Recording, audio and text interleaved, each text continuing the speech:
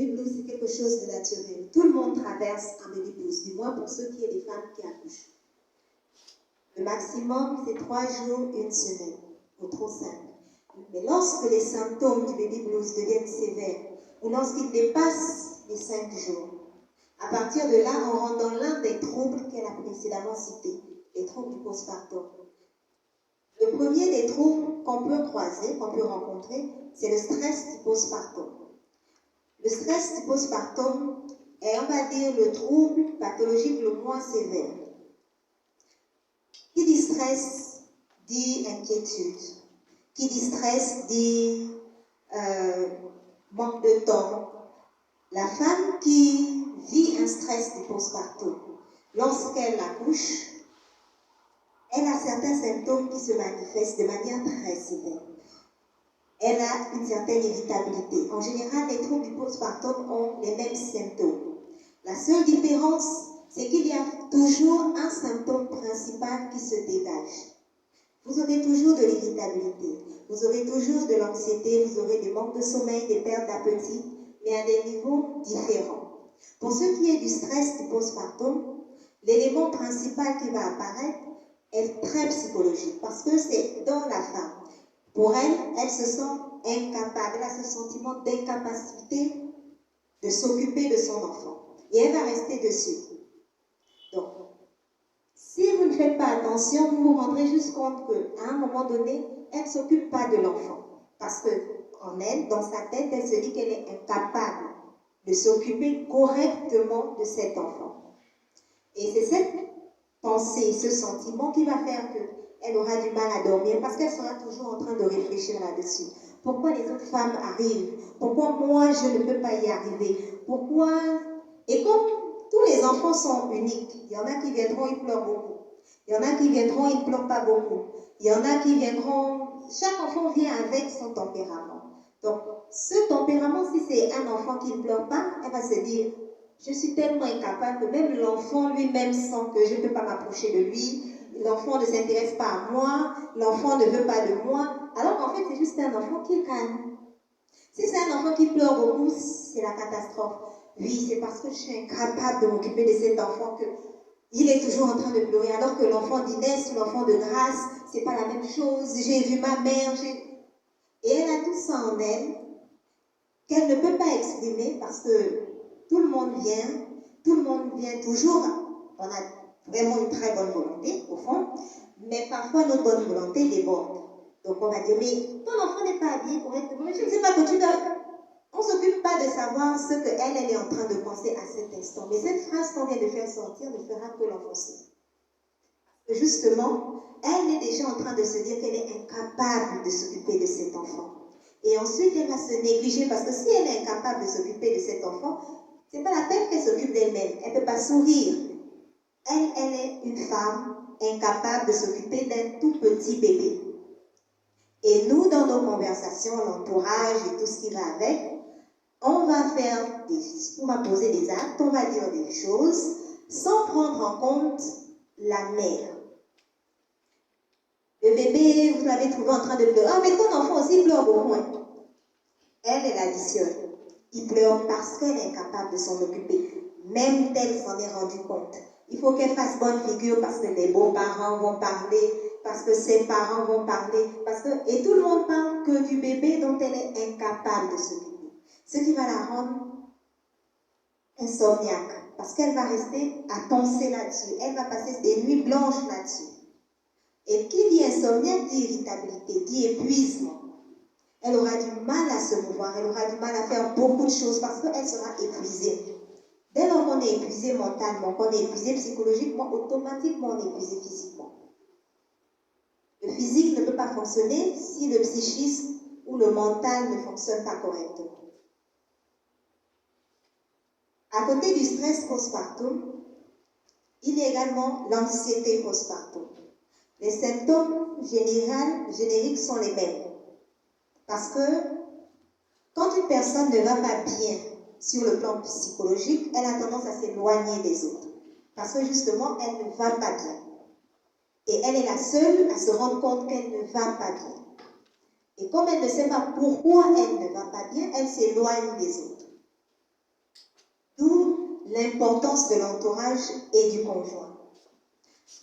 Pour ce qui est de l'anxiété postpartum, l'élément central que vous allez remarquer chez la patiente, c'est qu'elle a un sentiment, elle est inquiète, mais alors très inquiète sur le bien-être et la santé de son enfant. C'est une femme qui sera au petit soin pour cet enfant. Vous ne pouvez pas toucher son bébé si vous n'avez pas lavé les mains au gel. Vous ne pouvez pas toucher son bébé si on ne peut pas déposer le bébé sur un drap. Elle sera toujours en train de s'inquiéter sur le bien-être de son enfant. Mais elle sera tellement sur le bien-être de son enfant qu'elle ne fera plus rien d'autre. Elle ne va plus endormir. Elle va devenir nerveuse. Elle va stresser. Elle ne va plus en manger. Parce que son enfant, elle est inquiète. Elle aura des pensées de... C'est sûr qu'il va lui arriver quelque chose demain. Elle sera toujours en train de s'imaginer qu'il va arriver quelque chose à cet enfant. Du coup, vous ne pourrez même pas toucher cet enfant. Vous ne pourrez pas l'approcher non plus. C'est la base de l'anxiété du postpartum. Cette femme est toujours en train d'imaginer que son enfant va mourir dans 30 secondes parce que elle est dans l'inquiétude en permanence. Ensuite, nous avons la dépression du postpartum. Qui dit dépression dit isolement, éloignement, tout ce qu'on sait de la dépression en général. Sauf que pour la dépression du postpartum, la femme n'a plus le sentiment simplement qu'elle est incapable de s'occuper de son enfant. Donc là, elle est convaincue qu'elle n'est pas capable de s'occuper de cet enfant. Elle est convaincue qu'elle ne doit pas rester avec cet enfant. Elle ne s'occupera même pas de l'enfant. Elle ne verra même pas l'enfant. Elle sera tellement tournée sur cette confirmation qu'elle a déjà d'elle-même, qu'elle est incapable de s'occuper d'un enfant. Elle est, par conséquent, indigne d'avoir cet enfant. Indigne d'avoir qui que ce soit autour d'elle, même pas elle-même. Après la dépression, ce sont les mêmes symptômes que le stress et l'anxiété mélangés, mais à un niveau très très élevé. Ce n'est pas simplement une simple pensée qui va venir, qui va partir, non. C'est une conviction. Et à cause de cette conviction, cette femme va s'éloigner de vous, automatiquement. Comme je l'ai dit au départ, les symptômes, en général, sont les mêmes. Mais il y a toujours un élément qui différencie. Et pour prendre en charge ces femmes, il faut trouver l'élément qui différencie ces femmes. L'élément principal dans son postpartum. Si vous ne trouvez pas le bon élément, vous n'allez rien traiter. Si vous vous dites, comme elle s'isole, ça doit être la dépression, on va la faire sortir, on va l'emmener, vous vous rendrez compte que ça n'évolue pas. Au contraire, ça va empirer parce qu'elle, peut-être, elle est dans l'anxiété. Donc, sa question fondamentale est restée la même. Tout ce que vous allez faire ne va absolument rien changer parce que vous n'avez pas trouvé son véritable problème. Ce qui cause réellement son postpartum sévère. Maintenant, à côté de ces femmes qui peuvent vivre, parce que ça peut arriver à n'importe quelle femme, quelle que soit votre condition sociale, quelle que soit votre condition ethnique, comme l'a dit Grace au départ, toutes les femmes traversent le postpartum. Donc, il peut devenir sévère pour n'importe quelle femme. À côté de tous ces postpartum, il y a ce qu'on appelle la psychose puerpérale. La psychose du postpartum. À ce niveau de postpartum, on parle de médicalisation. Parce que c'est une femme qui peut tuer son bébé durant sa maladie. C'est une femme qui a des pensées suicidaires, qui a des pensées d'homicide. Donc, la psychose puerpérale ne concerne pas toutes les femmes, heureusement, c'est quelque chose d'assez rare. Pour qu'une femme traverse une psychose puerpérale, il faut qu'elle ait d'abord des antécédents. Il faut qu'elle ait des antécédents psychiatriques. Il faut qu'elle ait des antécédents et qu'elle ait été suivie. On peut avoir des antécédents sans savoir qu'on les a. quand on n'est pas correctement entouré, quand on n'a pas assez de connaissances sur soi-même. Parce que les antécédents, on les a sur le plan familial et sur le plan personnel. Donc, une femme peut très bien vivre sa vie et avoir dans son entourage une personne qui a vécu une dépression, qui a vécu une psychose, qui a vécu une maladie mentale, et faire une psychose préférable. Parce que justement, dans son héritage, il y a cette sensibilité-là. Il y a cette fragilité-là qui est déjà installée. Une femme ou un être humain peut avoir des frustrations d'enfance, des traumatismes d'enfance. Ces traumatismes, pour ce qui est de la femme, peuvent l'emmener à vivre ou à traverser une psychose puerpérale. D'où l'importance de se faire suivre et d'être entouré, l'importance du conjoint, l'importance de la famille. Surtout quand c'est une première part. Pour celle qui a déjà eu 1, 2 enfants, ça s'est plus ou moins bien passé en fonction de chacune, il n'y a pas de problème. Mais pour celle qui est première part et dont la famille sait qu'ils ont des antécédents ou bien qu'ils ont un environnement, comme on dirait, pathogène, donc un environnement où il y a souvent des maladies mentales qui sont vécues ou qui sont maltraitées, c'est important de bien entourer, de bien suivre la personne. Entourer la personne, ce n'est pas juste venir lui rendre visite le matin. C'est lui poser des questions sur elle-même. Discuter avec la personne de ce qui réellement l'intéresse. Pas juste de parler de la pluie et du beau temps. Pas juste de parler de la grossesse. Parce que tout focaliser sur la grossesse emmène ces femmes qui ont déjà des fragilités sans le savoir à être encore plus vulnérables parce qu'elle va se poser les mauvaises questions.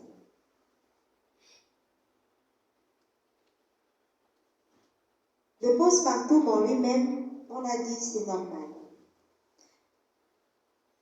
Pour traiter, lorsqu'il devient pathologique, on a besoin d'un suivi chez un spécialiste. On a besoin d'une famille. On a surtout besoin d'un conjoint présent. Pas simplement d'un conjoint, mais d'un conjoint présent. Du début à la fin. Pour éviter un postpartum, ce n'est pas compliqué. Lorsque vous venez d'accoucher, vous devez apprendre à prendre soin de vous.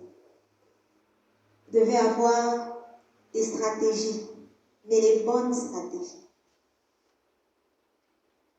Les stratégies qu'on peut mettre en place, c'est par exemple éviter de vouloir faire le ménage quand le bébé dort.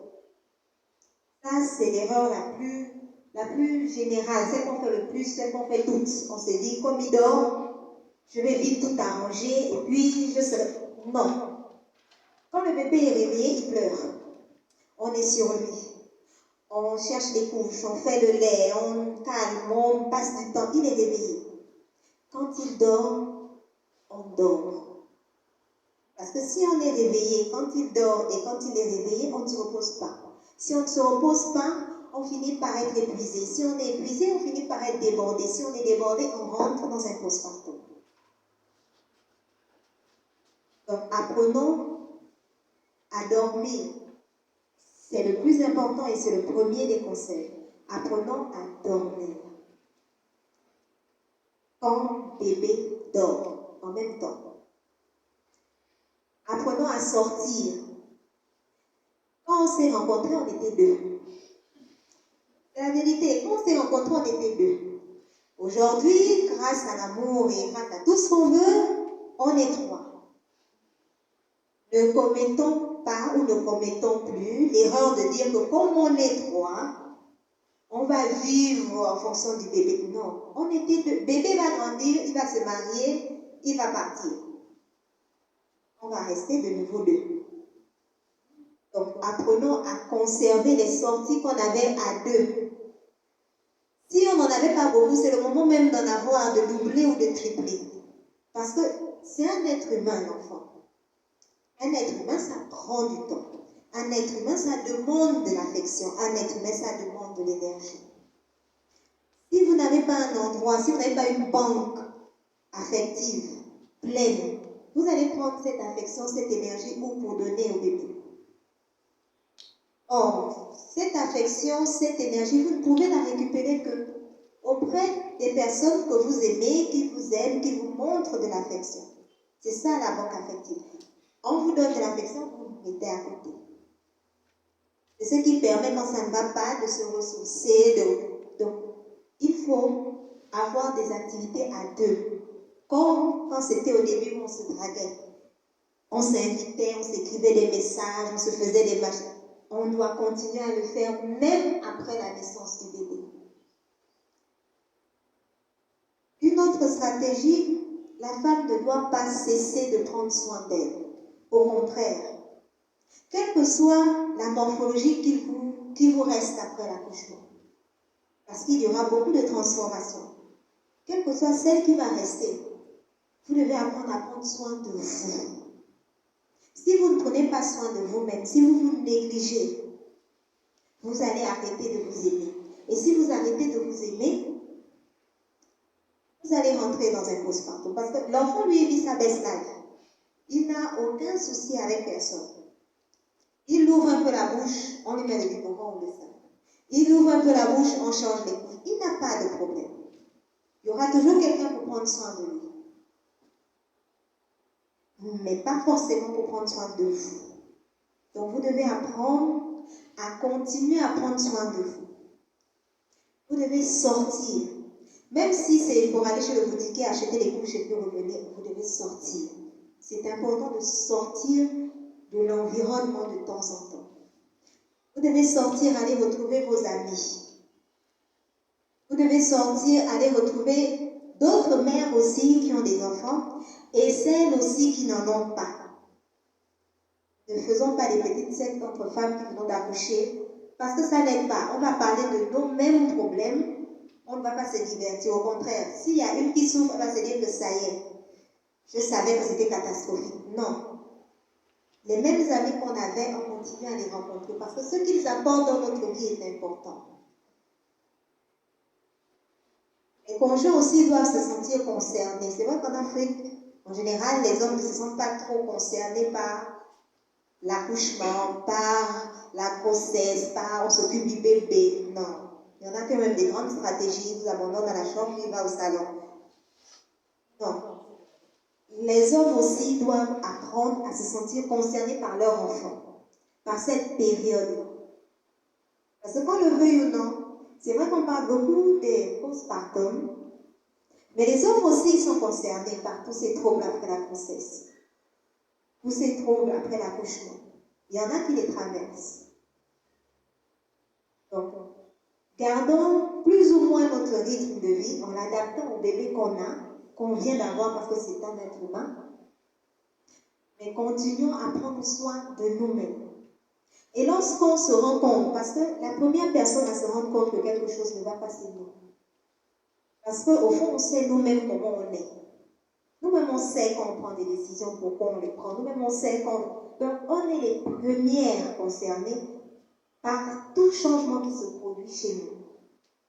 Et lorsqu'on se rend compte, qu'on commence à penser à quelque chose auquel on ne pensait jamais, il ne faut pas avoir peur, il faut le dire. Il faut le dire. Un stress, une anxiété, une dépression, on ne sait pas à quel moment il peut commencer. Mais il faut le dire. Il faut le dire à son entourage, il faut le dire au conjoint. Il faut parler. Parce que c'est lorsqu'on ne parle pas qu'on commence à intérioriser et qu'on commence à poser les mauvaises questions, on finit par poser les mauvais diagnostics.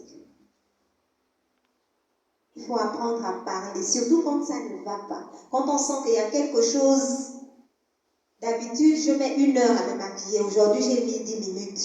Depuis une semaine, je sens que je mets 2 minutes à me maquiller. Nous-mêmes, on sait que ça change. Au lieu de se braquer et de se dire, bon, c'est pas grave, c'est la période bébé, je vais gérer ça après, de toutes les façons. Non, ne cherchons pas de justification. Cherchons soit à rencontrer un professionnel, soit on en parle à son conjoint. Et bon, les conjoints ne sont pas beaucoup. Et le conjoint de comprendre que quand votre épouse, votre conjointe, votre amante, peu importe ce qu'elle est, vient vous parler de l'enfant, faisons l'effort d'écouter. Sans juger, sans dire, oui, moi, ma mère a accouché 10 gosses, elle ne sait pas. Non, vous ne savez pas ce que votre mère a traversé seule avec cette 10 grossesses. Peut-être elle aurait aimé que votre père soit là pour écouter.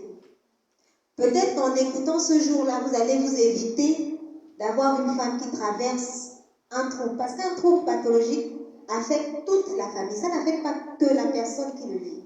Ça affecte toute la famille. D'une manière ou d'une autre. Et ce qui est marrant, c'est que chacun de nous, parfois, on a des petits secrets qui vont sortir au moment où la femme va vivre son problème. Et ça va aller de mal en pire. Ça va dégénérer, ça va devenir une vraie catastrophe. Parce qu'on ne saura plus s'il faut gérer, si c'est le postpartum qu'il faut gérer, si c'est le traumatisme du mari parce qu'en fait il avait perdu son cousin ou son oncle qui l'aimait beaucoup, qui était mort de... Tout ça va sortir, tout ça va se mélanger et le couple va se séparer. Et le couple, comme certains couples savent rester 50 ans mariés sans s'aimer, le couple va rester ensemble, mais personne ne se parle plus, personne ne dit plus rien. L'enfant qui grandit au milieu, parce que ça a des répercussions, l'enfant qui grandit au milieu de parents qui ne se parlent pas, qui ne se font rien, qui ne se disent rien, eh bien, lui, il va grandir et c'est un problème pour la société qui est là. Ou, à minima, pour une prochaine épouse. Donc, pour les hommes, apprenons à écouter, même si ça n'a pas l'air important sur l'instant, apprenons à écouter sans juger. Pour la famille aussi, c'est la même chose. Apprenons à écouter sans comparer. Leslie et Grâce ont accouché, mais Leslie n'est pas Grâce. Grâce n'est pas Leslie. Donc ne comparons pas que si ta cousine a été capable de gérer cette triplée, toi, tu devrais être capable de gérer ton unique. Non, ce n'est pas la même chose. Pour ce qui est de la suite, je vais repasser la parole à... Merci.